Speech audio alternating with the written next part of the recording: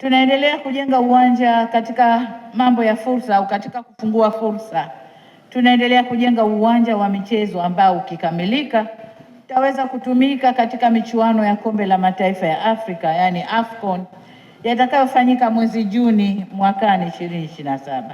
Uwanja huo ni fursa kwenu wawekezaji kuja kuwekeza kwa ajili ya huduma zitakazotolewa kwa wachezaji na watu wote watakaoshiriki katika michuano hiyo.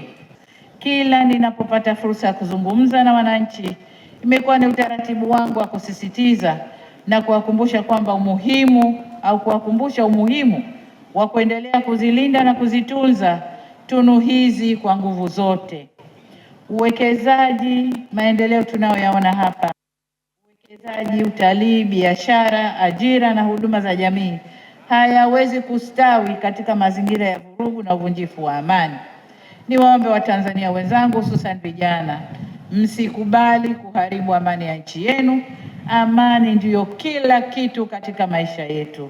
Kwa niwaombe sana tukatae kwa nguvu zote. Kadhalika nawapongeza wananchi wote wa Kizimkazi na wa mkoa wa Kusini Unguja kwa ujumla kwa mwamko wao mkubwa katika kushiriki na kunufaika na fursa mbalimbali za maendeleo zinazoambatana na tamasha hili. Hakika mwaka huu tamasha hili limefana sana, hongereni sana.